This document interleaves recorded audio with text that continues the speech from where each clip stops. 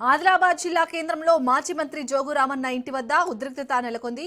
Jogu రామన్నను arrest చేశారు పోలీసులు. Chanaka Korata barrage pump house శుద్ధి కార్యక్రమానికి జోగు రామన్న పిలుపునివ్వడంతో ఆయన ఇంటి వద్ద భారీగా పోలీసులు మోహరించారు. ఈ నేపథ్యంలోనే కాంగ్రెస్ ప్రభుత్వంపై పోలీసులపై ఆగ్రహం వ్యక్తం చేశారు.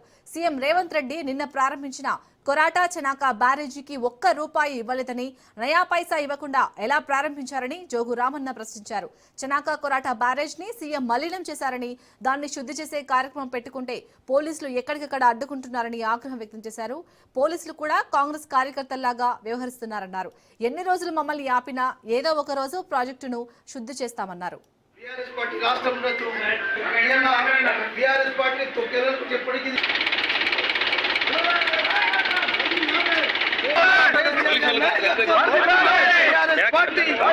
పోలీసు వాళ్ళు కూడా మేము 2023 ఎన్నికల కంటే ముందు ఏ పనులు ఏ దశలో అయితే మిగిలిపోయి ఉన్నాయో అవి అట్లనే ఉన్నాయి. నువ్వు నయా పైసా ఖర్చు చేయకుండా మరి ఈ రకంగా నువ్వు వచ్చి ఎందుకు ఈ పంప్ హౌస్ ను ప్రారంభిస్తున్నావు అని చెప్పి, నీ పంప్ హౌస్ ప్రారంభించడం వల్ల ఒక రైతు పొలానికి కూడా 1 ఇంచు భూమి కూడా నీటితోటి తడవనటువంటి పరిస్థితి.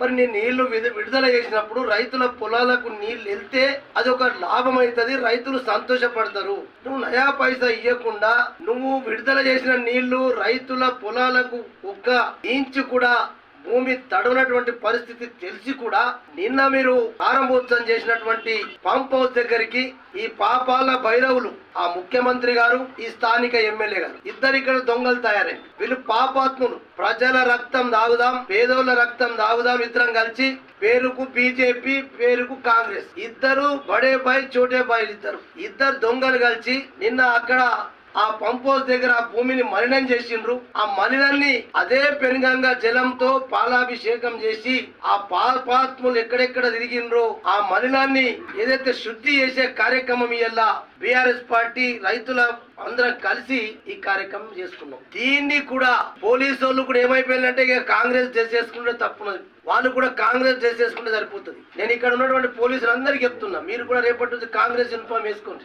కాంగ్రెస్ యూనిఫామ్ వేసుకొని మీరు కాంగ్రెస్ కార్యకర్తలు లెక్కన పనిచేయండి. ఏం చేస్తారా పోలీసు వాళ్ళు వచ్చి ఎందరు మంది పోలీసులను పెట్టి మమ్మల్ని ఆపుతారు? మీరు ఇయ్యాల ఓకే, ఇయ్యాల పోకపోవచ్చు, ఏ రోజైనా ఒక రోజు ఖచ్చితంగా వెళ్తాం అక్కడికి. మీరు ఎన్ని రోజులు పోలీసులు మా దగ్గర పెడతారో, పోలీసులు రోజు ఉన్నామా ఎంబడి అక్కడ మాత్రం ఆ పాపాల భైరవులు